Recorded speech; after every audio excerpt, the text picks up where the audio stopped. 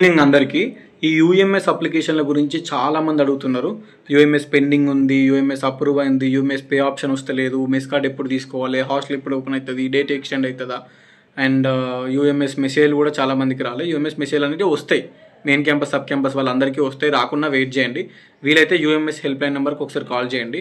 And యూఎంఎస్లో మీకు forget option ఉంటుంది, ఆ ఫర్గెట్ ఆప్షన్ క్లిక్ చేసి ఒకసారి ట్రై చేయండి మెసేజ్ రాని వాళ్ళు. సో మెయిన్గా యూఎంఎస్ వాళ్ళ కోసమే ఈ వీడియో ఎండ్ వరకు చూడండి.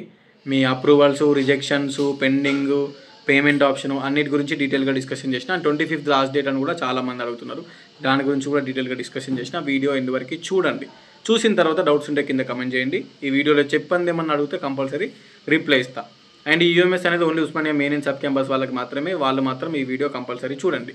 ఇది యూఎంఎస్ అనేది హాస్టల్ అప్లికేషన్ కోసం Osmania main and sub campus వాళ్ళకి మాత్రమే, రిమైనింగ్ యూనివర్సిటీస్ కాదు.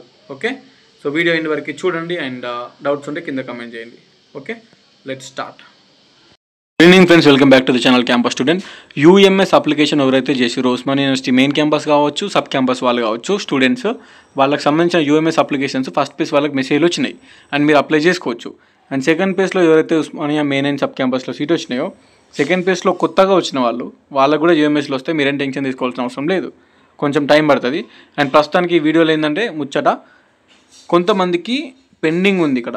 ఓకేనా, స్టేటస్ అనేది పెండింగ్ ఉంది, మీరు వెయిట్ చేయండి. పెండింగ్ ఉంటే అదే అప్రూవ్ అవుతుంది.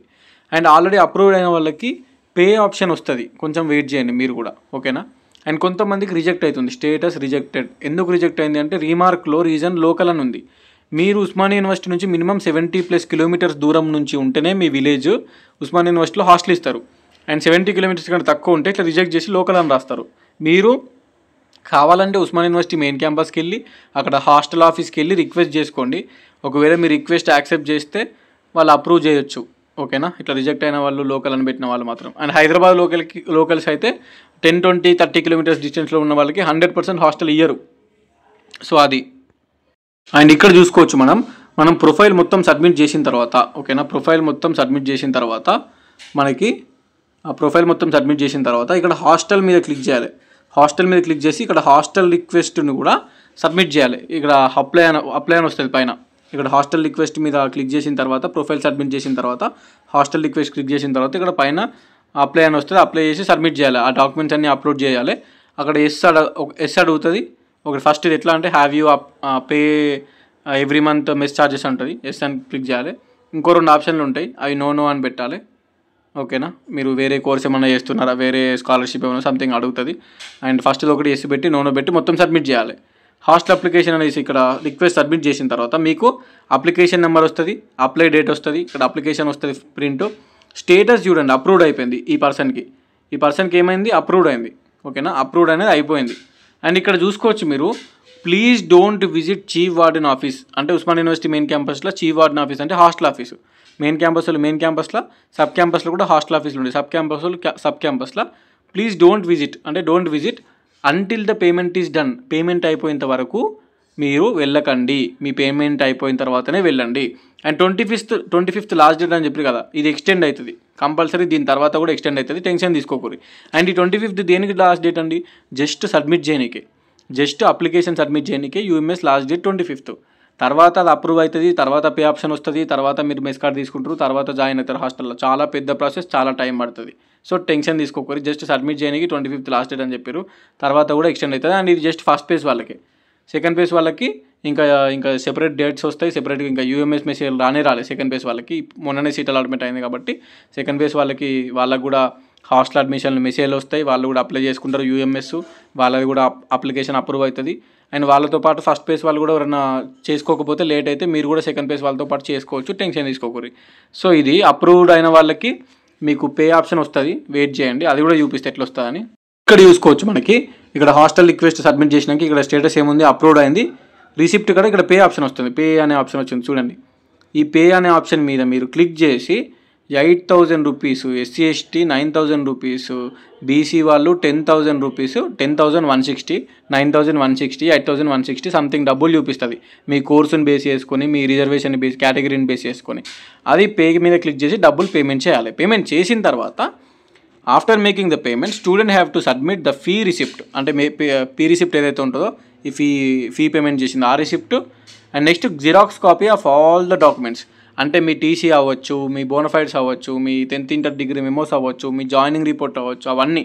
అండ్ అప్లికేషన్ ఫామ్, ఇక్కడ అప్లికేషన్ ఫామ్ ఉంది కదా ఇక్కడ ప్రింట్, దీన్ని కూడా ప్రింట్ తీసుకోవాలి.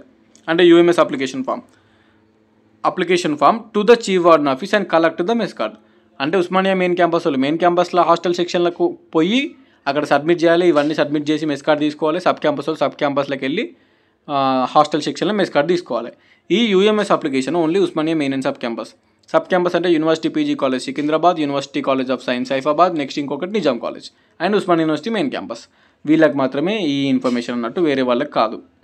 అండ్ ఇట్లా పెండింగ్ ఉన్న వాళ్ళు మాత్రం వెయిట్ చేయండి. మీ పెండింగ్ ఉంటే మీ అప్లికేషన్ అదే అప్రూవ్ అవుతుంది, ఇంతకుముందు చూపించినట్టు అదే అప్రూవ్ అవుతుంది. అప్రూవ్ అయిన తర్వాత పే ఆప్షన్ వస్తుంది. పే ఆప్షన్ వచ్చిన తర్వాత పేమెంట్ చేసి వెళ్ళండి.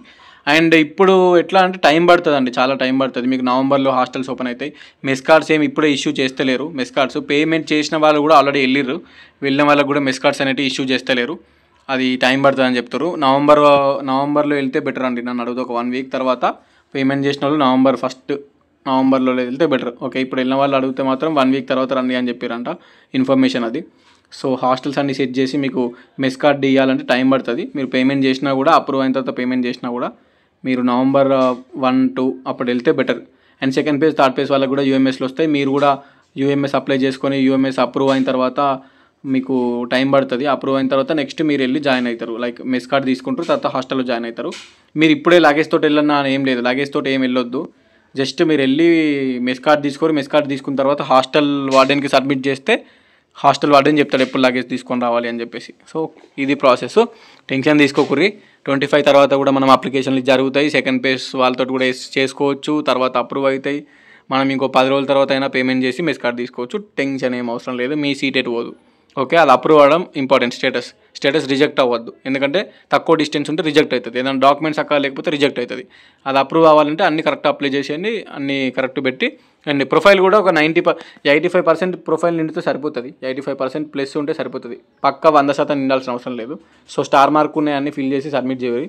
అదేం ఇష్యూ లేదు. ఓకేనా, మిస్టేక్స్ ఏం చేయకూరి. అందరికీ ఆల్ ది బెస్ట్. డౌట్స్ ఉంటే కింద కమెంట్ చేయండి, definitely I will reply. Done, ఉంటా మరి. Signing off. This is your campus student.